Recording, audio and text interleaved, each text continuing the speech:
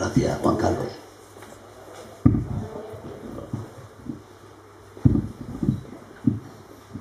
Amigos y camaradas, gracias a los miembros de la Junta Nacional de Falange Auténtica por permitirme asistir a este acto y tener el honor de presentar a una amiga como es Mercedes Valdivia, que realmente ha causado, yo creo que en todos nosotros los que la conocemos, una impresión seguramente definitiva para siempre.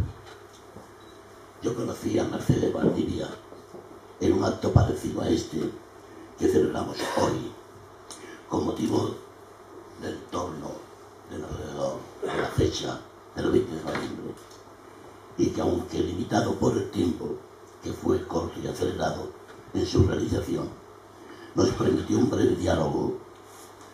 Venía de Sevilla y su presencia fue además de una feliz estancia, una ocasión para hablar un par de cosas de las que muchas veces tenemos en común, en un encuentro sociocultural en un pueblecito del sur de Madrid, no recuerdo el nombre, pero que yo creo que era un pueblecito muy bonito, donde todos guardamos un recuerdo imperdonable. Había tenido noticias suyas a través de la Asociación Cultural Alemán de Sevilla. Creo que desde entonces una coincidencia de valores sociopolíticos y desde luego culturales parecía evidente, y en las tertulias en las que participamos juntos a los miembros de nuestra Junta Nacional y a los representantes de la Asociación Cultural Alemán, en la que también aparecía su presidente, Javier Compás, para que le transmite mis saludos y mis recuerdos. La afinidad de intereses comunes era visible. Mercedes, de carácter abierto y muy dialogante, se expresaba desde el principio como dueña de una fácil dialéctica, poseedora de un serio acervo cultural y llena de propuestas muy útiles para el desarrollo de una colaboración mutua que, con absoluto respeto a nuestras singularidades, inspiraban unos proyectos que yo creo de largo recorrido. Y la prueba de esto está aquí ahora, en este acto que, con motivo del aniversario josé antoniano, hacemos, eso sí, sin ningún ánimo luctuoso, ni claro está, relleno de rutina nostálgica, sino plena de renovación azul, en donde la más absoluta normalidad, como expresión social, ofrece el talante doctrinal y democrático de lo que hoy es Falange Auténtica.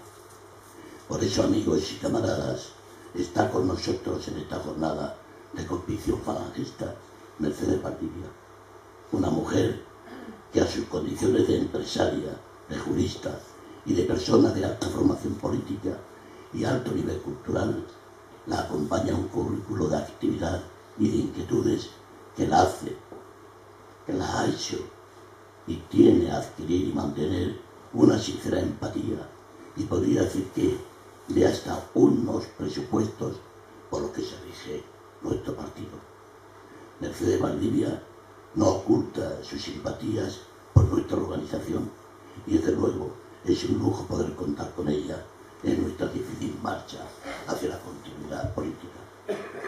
Mercedes, por los títulos de graduado social por la Universidad de Sevilla y especialista en logística internacional por la Universidad de Cádiz, empresaria en esa terminología que desprendía José Antonio de ser una proyección personal puesta más al servicio de la sociedad, representa hoy sin duda el espíritu de las mujeres de hoy, con señales azules que no deja sus obligaciones profesionales ni su atención al hijo que crece a su lado, para ofrecer su experiencia y su conocimiento a las instituciones y a las entidades culturales como la Asociación Cultural Alemán, o a apoyar aventuras como esta de Falange Auténtica para reforzar con su presencia actos como el que ahora celebramos.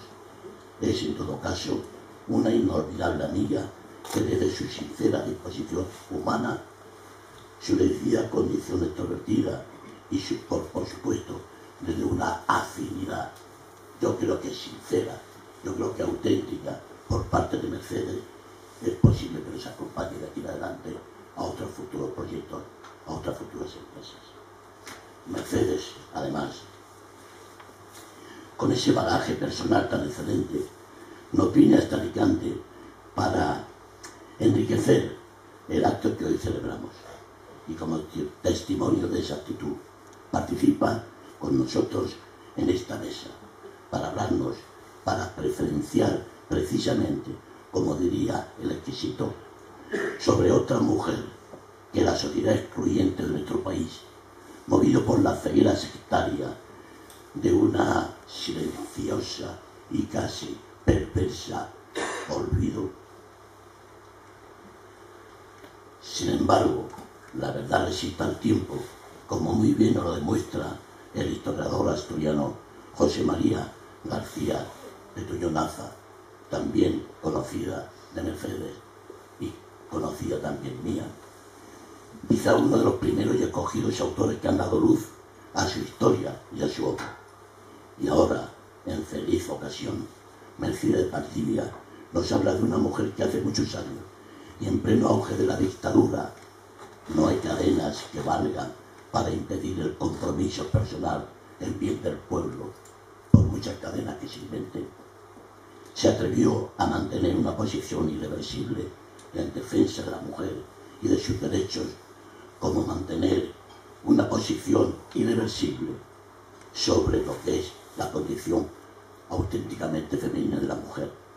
Me refiero a Mercedes Formica, mujer que, atraída por el mensaje original de José Antonio y de la Falange, asumió primero su condición de afiliada nacional sindicalista, luego ocupando cargos en la universidad y en los consejos nacionales de la sección femenina, provocando, a partir de su formación de jurista, de abogada en ejercicio, de escritora sutil e inteligente, un cambio radical de la situación social y legal por la que atravesaba la mujer en España de la posguerra.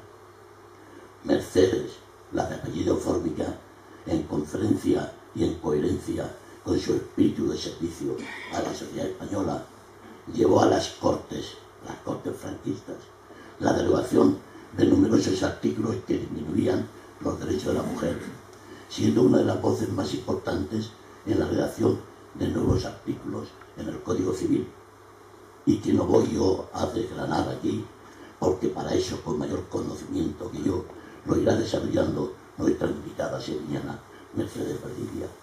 Baste decir ahora que Mercedes Formica, la abogada, la consejera nacional de Retorno, la jurista en las sesiones de esas cortes, la escritora, autora de títulos como el más conocido de Visto y Vivido, merece, por su lealtad a la mejor obra de Francia española, un motivo de seria atención y una reivindicación como la que ahora mismo os he expresado y os vamos a expresar. Para mí, veterano falangista, ocupado por una constante inquietud por la lógica cultural para la sociedad de nuestro tiempo, para la sociedad que queremos, la figura de esta mujer, ejemplo de sensibilidad humana, ejemplo de categoría social, constituye un honor que quiero trasladar a todo mundo. Pero para eso, para hablar de ella, más y mejor, está la palabra de Mercedes Valdivia.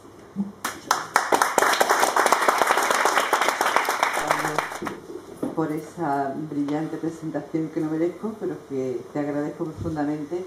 Desde luego el listón hoy lo han puesto muy alto, primero a nivel político, que han sido también francamente brillantes, y a continuación Eduardo. Yo me quiero centrar, porque el tema es bastante largo, en la figura de Mercedes Formica. Lo tengo que leer porque son artículos que ella escribió, fue colaboradora de ABC. Yo me he basado sobre todo en un artículo escrito por el historiador José María García de Tuñón, que se llama Una voz en el silencio, dedicado a ella, y que a mí este señor me ha ayudado muchísimo, al igual que la asociación cultural a la que yo pertenezco, Ademán. Nosotros le hicimos un homenaje a ella, fuimos pioneros en este asunto, el día 7 de noviembre, coincidiendo con el artículo más famoso que ella escribió, que se llamaba el domicilio conyugal. Yo no soy una persona que me guste leer en las conferencias, pero es que en este caso es necesario.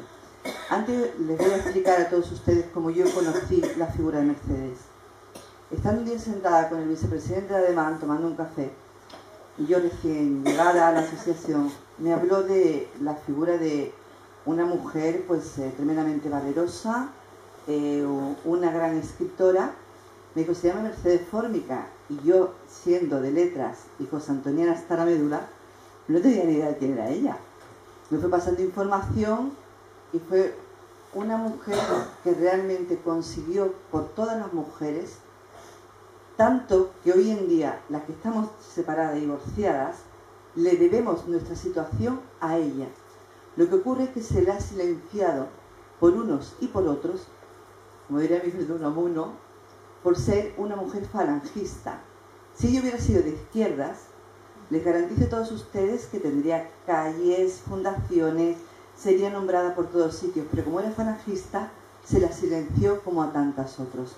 Y para no enrollarme más, les voy a leer lo que yo he escrito. Intentaré contenerme y no hacer muchos comentarios para no alargarlo y luego darle la oportunidad a ustedes de que puedan participar.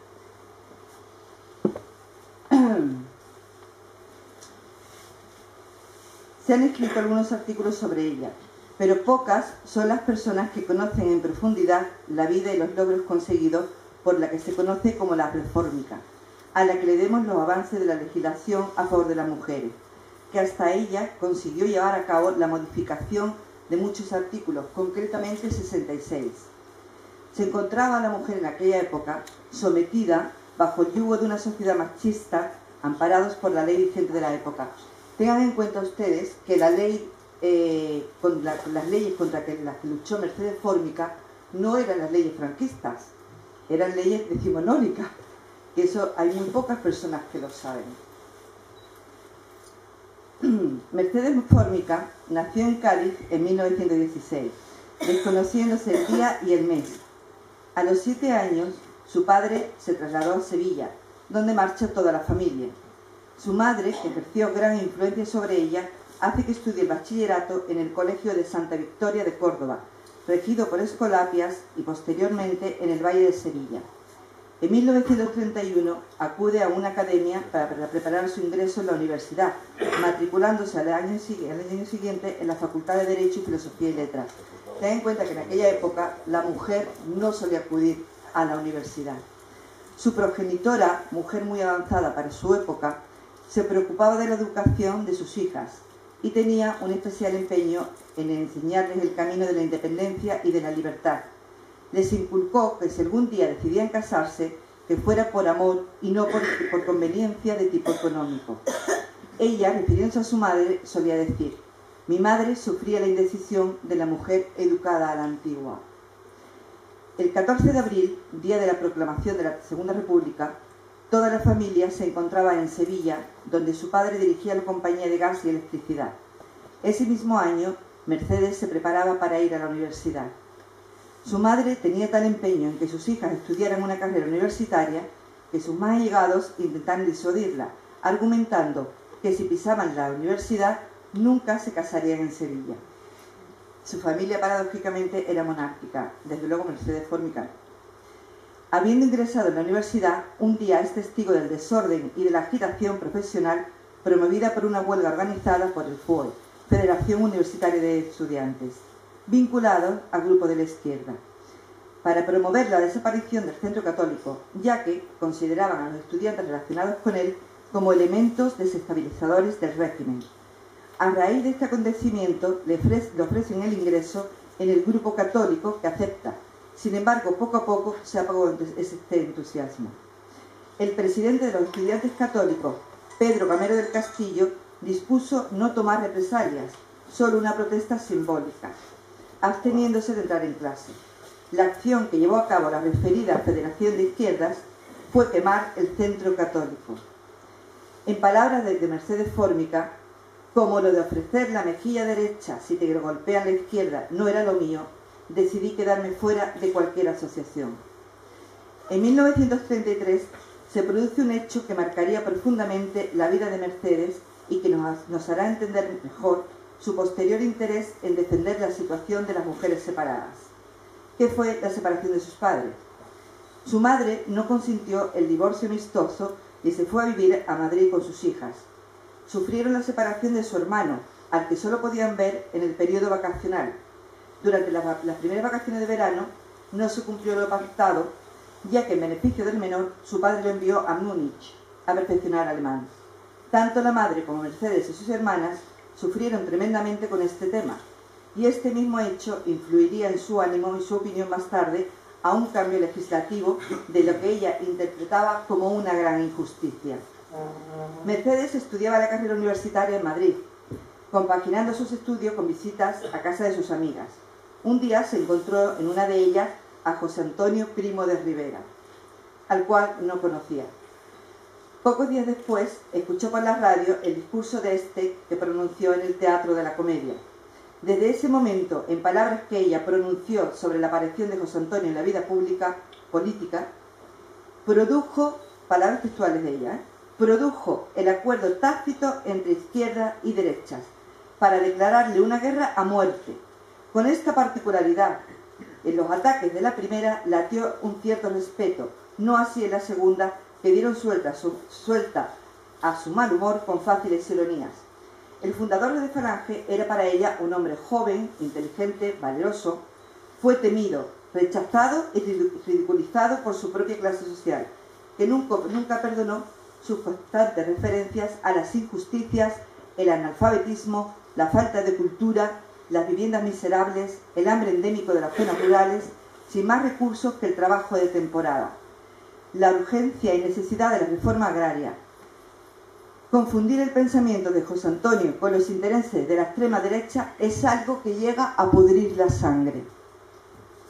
Fue la extrema derecha quien le condenó a muerte civil, en espera de la muerte física que a su juicio merecía. Estas palabras pronunciadas por Mercedes demuestran el impacto y la admiración que despertó en ella la figura de José Antonio Primo de Rivera. Se afilia al Sindicato Español Universitario, siendo nombrada delegada del SEU de la Facultad de Derecho por el propio José Antonio, lo cual demuestra una vez más que la apertura de mente que tenía José Antonio y rompe con los tópicos que tanto se han dicho de que era una persona machista, en absoluto. Como en este simple hecho se demuestra, y ante lo cual escribe Fórmica lo siguiente: sobre el supuesto antifeminismo que José Antonio y la tesis tan difundida a querer a la mujer en la casa poco menos que con la pata quebrada, debo decir que no es cierto. Forma parte del proceso de interpretación que fue sometido a su pensamiento. Como buen español, sentía recelo hacia la mujer pedante, agresiva, desaforada, llena de odio hacia el varón. Eso me recuerda a la época actual, a la que yo llamo feminazis. Desde el primer momento contó con las universitarias y las nombró para cargos de responsabilidad. En lo que a mí respecta, no vio a la sufragista encolerizada, sino a una joven preocupada por los problemas de España, que amaba su cultura e intentaba abrirse camino con una carrera en el mundo del trabajo. Resulta increíble que estas palabras se pronunciaran hace tantas décadas y que desde luego yo personalmente comparto en su totalidad. El primer Consejo Nacional del SEU se celebró el 11 de abril de 1935. En el mismo se formó la Junta Consultiva, en la que Mercedes Fórmica aportó su feminismo sobre una ponencia sobre la urgencia de crear la bolsa de libro de texto, proponiendo que los estudiantes que hubiesen terminado el curso donasen los libros a un fondo común, lo que permitiría conceder préstamos a los estudiantes sin recursos. Propició también el número de becas y las instalaciones de comedores y residencias, ideas que posteriormente llevó a la práctica el SEU.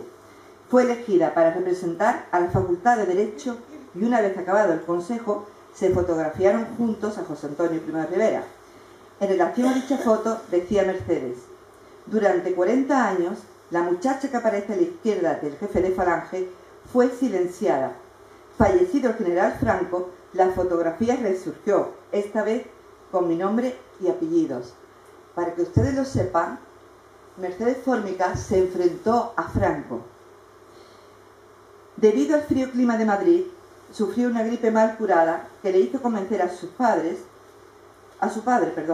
para que pidiera trasladarse junto a su madre y hermana a Málaga temporalmente, hasta recobrar la salud. En febrero de 1936, José Antonio la nombra delegada nacional del SEU femenino, y miembro de la Junta Política del partido, aunque nunca más volvieron a reunirse por la detención de este en marzo de ese mismo año. Al comenzar la guerra, ella vivía en Málaga, manteniéndose fiel a la República. Se marchó con su familia a Tánger para posteriormente llegar a Sevilla. Tras el asesinato de José Antonio, Mercedes pensó que no quedaba más remedio que pensar que había llegado la hora de los conversos, que tanto habrían de perjudicar a Falange. Por esta razón, cuando comenzó a circular la noticia del fusilamiento de José Antonio, se planteó en ella una serie de dudas, llegando incluso a pensar que Falange debía disolverse. Ella pensaba que nadie podía aprovechar unas ideas en trance de formación para ser desvirtuadas luego, ya que estaba segura de los que intentaban el poder no creían en ellas, sobre todo después de la unificación que para ella significó la puntilla. Ya conocemos todo que Franco utilizó todos los símbolos falangistas. Al respecto, González Bueno, ministro del primer gobierno de Franco, se jactaba en un hotel de Santander de haber ideado el exterminio de las falanges josantonianas con la fórmula de la unificación. En unas declaraciones que hace a la escritora Rosario Ruiz Franco, le dice: Franco no era falangista, y entonces comprendí que aquello iba a ser lo que fue, un albondigón en el que hubo muchos conversos que para salvarse hicieron méritos muy crueles. Antes de la contienda, los seguidores de José Antonio éramos poquísimos, quizás unos 2000 en toda España, y tal vez ni siquiera llegáramos a ese número, y en la zona franquista solo había quedado una minoría, quizás 100 o 200. Los que estaban en Madrid y Barcelona murieron fusilados. Y añade además: José Antonio había propugnado calidad sobre cantidad. Lo dijo en el primer Consejo Nacional del SEU, al que asistí, y lo repitió en muchas otras ocasiones. Tras el alzamiento preso José Antonio en Alicante, cayeron sobre Falange miles de personas sin más ideales que sobrevivir y, lo que era más peligroso, dispuestos a realizar méritos. Creo que todos ustedes entienden lo que significa méritos en aquella época. A los falangistas se les acusaron de cometer crímenes que fue imposible que cometieran, porque es que no había. Lo habían fusilado casi todos. Esos crímenes fueron cometidos por los conversos. Creo que todos sabían a qué me refiero. Durante la guerra colabora estrechamente con la sección femenina. Se abren los primeros hogares para ayudar a los más necesitados. En la misión tuvieron preferencia los hijos de los vencidos. Y escuchen esto: el hogar que dirigió la falangista Carmen Werner recibió a los hijos de los asesinos de su familia. Esto lo hizo una mujer falangista. Dudo mucho que le hiciera a otra mujer de otra tendencia. Por otro lado, Málaga conseguía logros muy positivos gracias a la labor de la sección femenina, dirigida por verdaderas josantonianas. Mercedes resaltaba los nombres de Nena Hurtado, Carmen Werner, Teresa Loring, Cira Menteola, María Meloy Beloin, Maruja y Coral Parga, muchas. El 20 de diciembre de 1937 contrae matrimonio con el poeta Eduardo Llosén y Marañón en la capilla de Nuestra Señora de la Antigua de Sevilla. Al final de la guerra se trasladan a Madrid, donde su marido es nombrado director del Museo de Arte Moderno. Ambos colaboraron a escribir el libro de sonetos dedicado a José Antonio, Corona de Sonetos, en honor de José Antonio, así se llama.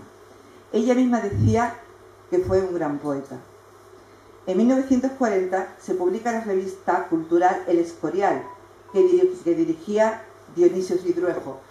Precisamente en Ademán, hace un año le hicimos un homenaje a este señor, y en cuyo primer número aparecen las firmas de Eugenio Montes, Ramón Menéndez Pidal, Adriano del Valle, Juan Panero, José María Alfaro, Luis Felipe Vivanco, etc.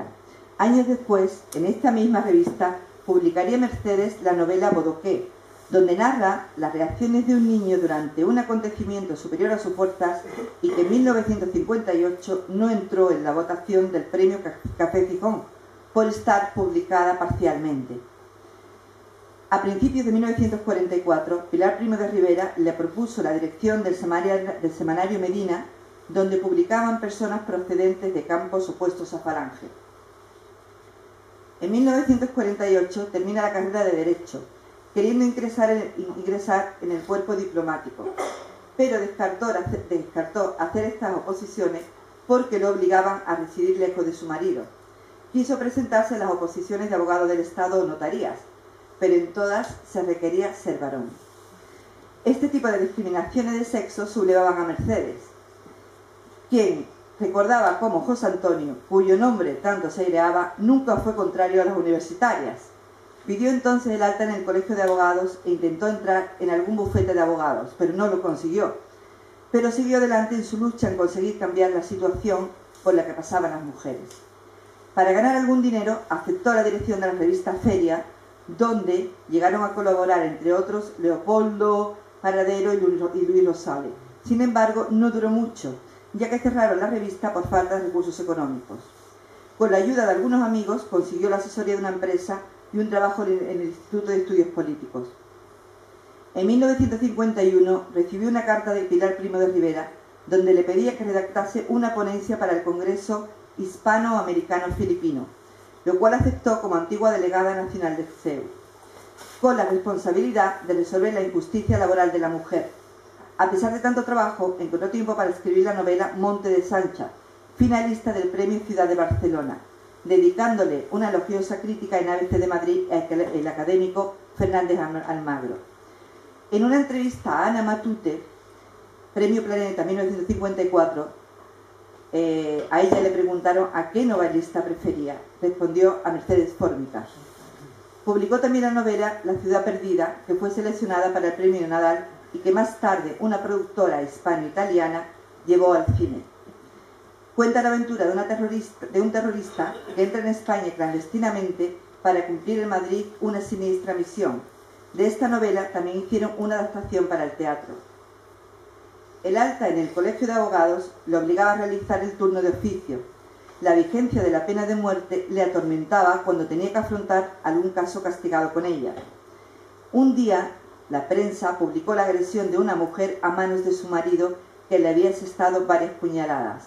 Un periodista quiso averiguar más detalle del suceso y se entrevistó con la mujer, que le confesó que no era la primera vez que recibía malos tratos. Cuando el periodista le preguntó cómo consentía tales hechos, ella respondió: intenté separarme, pero el abogado al que consulté me dijo que lo perdería todo: hijos, casa, mis propios bienes. Aunque parezca una barbaridad, la mujer decía la verdad, y era la situación del sexo femenino en aquella época. Este tipo de hechos hizo pensar mucho a Mercedes y sentir la necesidad de hacer algo para reparar uno de los mayores atropellos que en aquellos años sufría la mujer casada. Fue entonces cuando se le ocurrió denunciar aquella absurda ley que dejaba indefensa a la mujer ante la separación, con la publicación del artículo El domicilio conyugal. Es el artículo más famoso que escribió Mercedes Fórmica, alcanzando enorme éxito incluso fuera de España, y que nos explica, fuera de España. Un amigo suyo le envió un recorte del periódico The New York Times, quien a través de su corresponsal en Madrid publicó una larga referencia del escrito. La revista Holiday, en un trabajo dedicado al mundo femenino, hizo un reportaje fotográfico a aquellas mujeres que más habían destacado en sus respectivos países. Robert Capa, director de la misma, requirió a la fotógrafa Morat que en España fotografiara a Mercedes Fórmica, diciéndole: tú irás a España, tienes que ver a una mujer extraordinaria. Se llama Mercedes Fórmica, es abogado y defiende a las mujeres que no se pueden separar de sus maridos.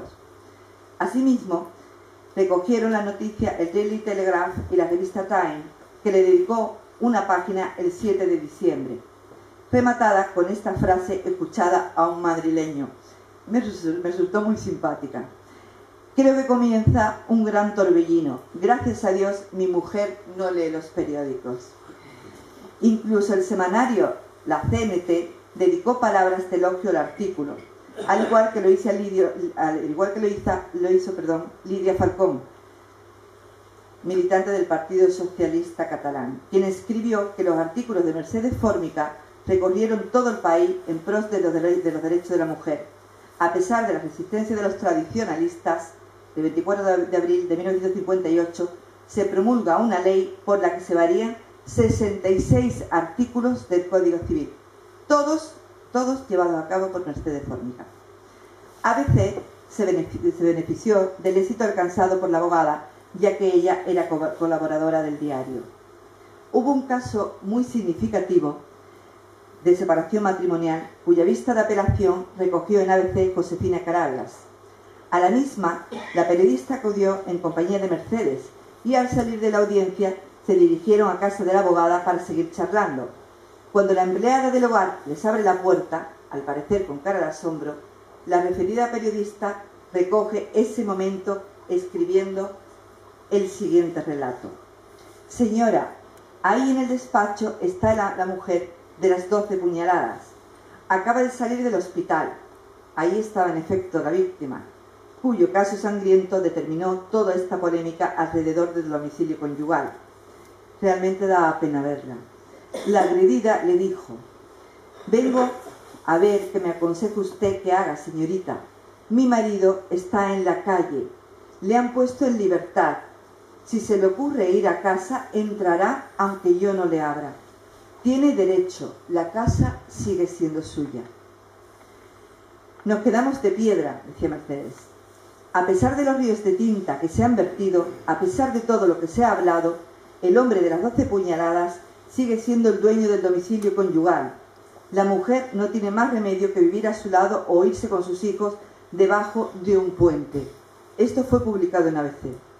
Mercedes también escribe lo siguiente: los profesionales del derecho están de acuerdo conmigo en que, presentada una demanda de separación por la esposa inocente, el primer acto del esposo culpable consiste en la ocultación de los bienes, en el alzamiento o enajenación de los gananciales, en disfrazar o menospreciar sus ingresos por trabajo o rentas, todo ello con la consiguiente disminución de la pensión alimenticia.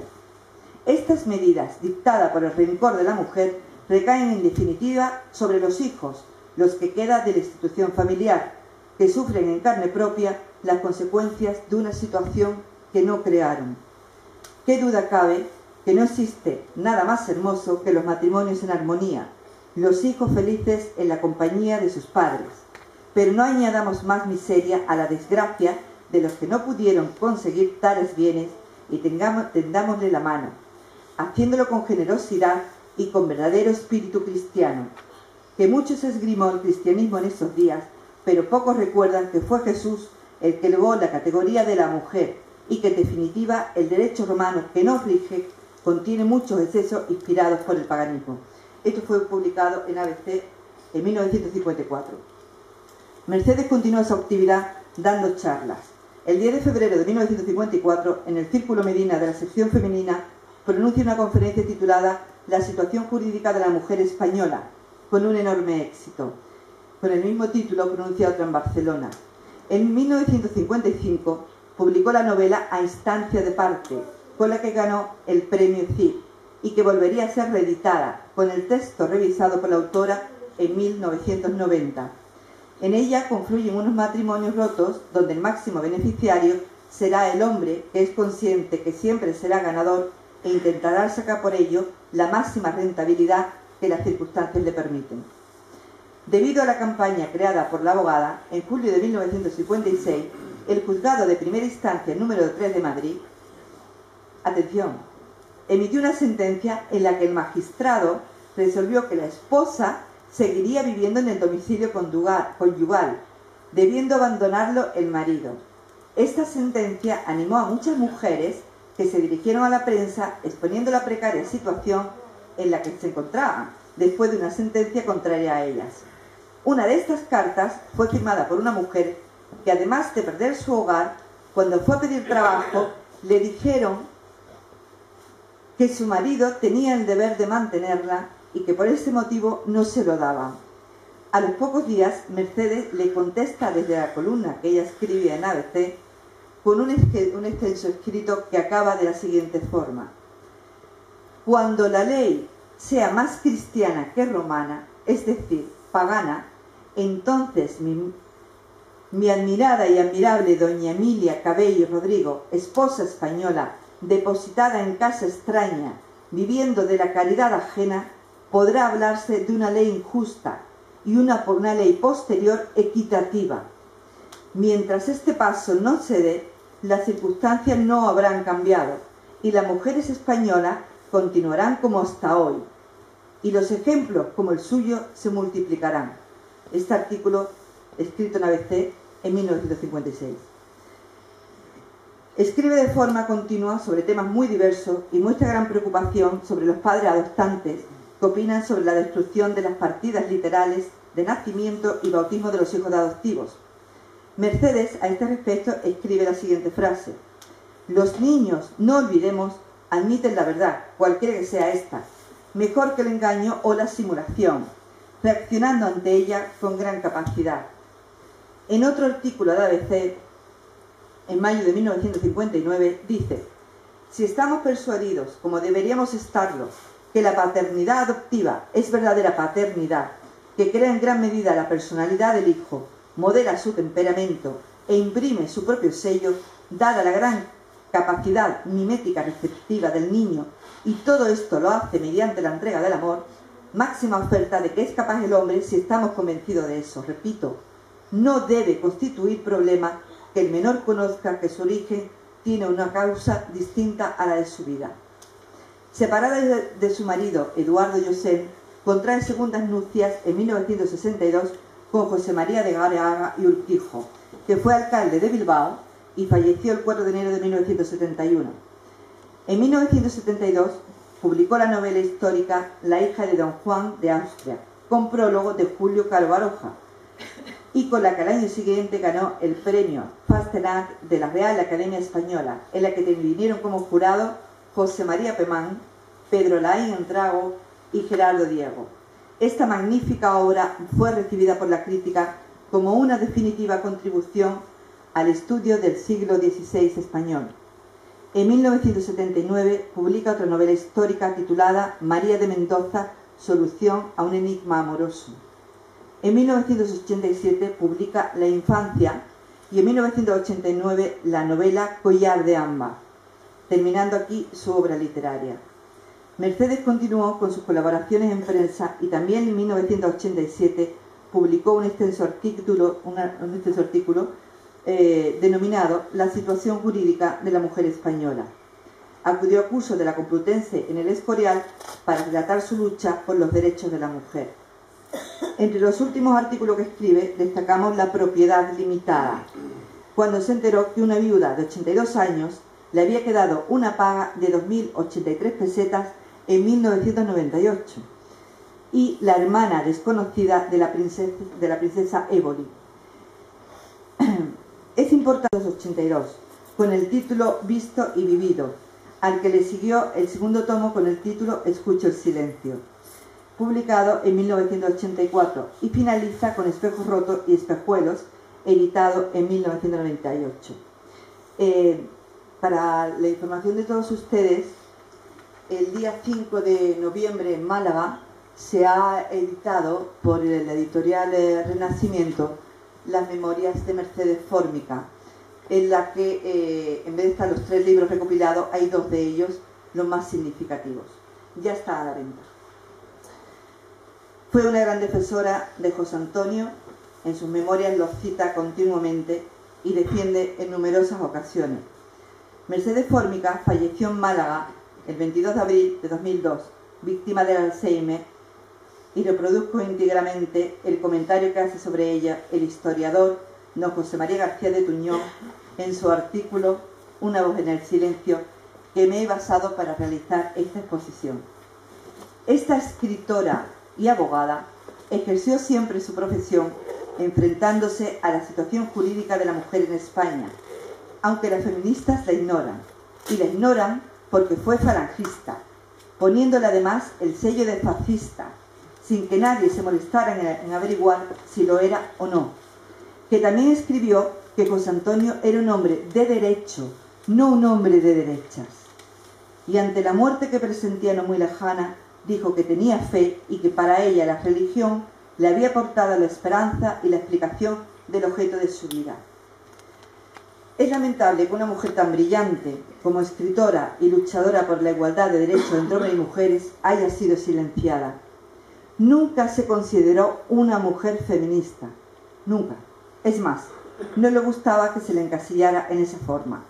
Natalia Figueroa, 5 años después de su fallecimiento, escribe sobre ella: olvidada incomprensiblemente por el movimiento feminista, las mujeres españolas le deben mucho de sus derechos, pero en ningún momento hace alusión a que Mercedes Fórmica tenía un pasado falangista. De hecho, vivió y murió siendo falangista. A mí resulta curioso que Victoria Kent, y yo siempre la menciono porque me deja alucinada. La izquierda la toma como un referente, una mujer que consiguió múltiples logros, que con todo mi respeto, yo que los desconozco, debo ser bastante ignorante porque no los he encontrado. Lo que sí sé sobre esta señora es que estaba en contra del voto femenino. Sin embargo, tiene calles por toda España, tiene una fundación a su nombre en todas las ciudades. Mercedes Fórmica tiene 3 calles en toda España. Y cuesta trabajo encontrarla. Una en Cádiz muy pequeñita, otra en Málaga y otra creo que en Madrid. En mi opinión personal, en la época actual vivimos la antítesis. Estamos en una sociedad marcada por leyes feministas y que tanto apoya a las feminazis, en las que el hombre prácticamente y en la mayoría de los casos se encuentra en una situación de desamparo legal en cuanto al divorcio se refiere. En el equilibrio está la virtud y cada caso es diferente. Como mujer, me parece escandaloso que haya partidos políticos que por la captación del voto femenino tomen equipos de gobiernos aludiendo a la paridad, en la que tiene que existir la misma cantidad de hombres que mujeres. Esto es una barbaridad, porque una persona no realiza mejor su trabajo por ser de un sexo determinado, sino por la formación y las cualidades que tenga para ello. No ha existido, en mi opinión, peor gobierno que el que ha aplicado esta absurda medida.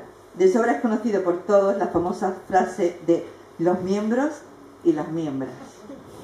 Es probable que muchos de los problemas actuales tomaran otro cariz si el Poder Judicial no estuviera politizado, y esto es aplicable a todos los temas en los que la justicia entra a formar parte.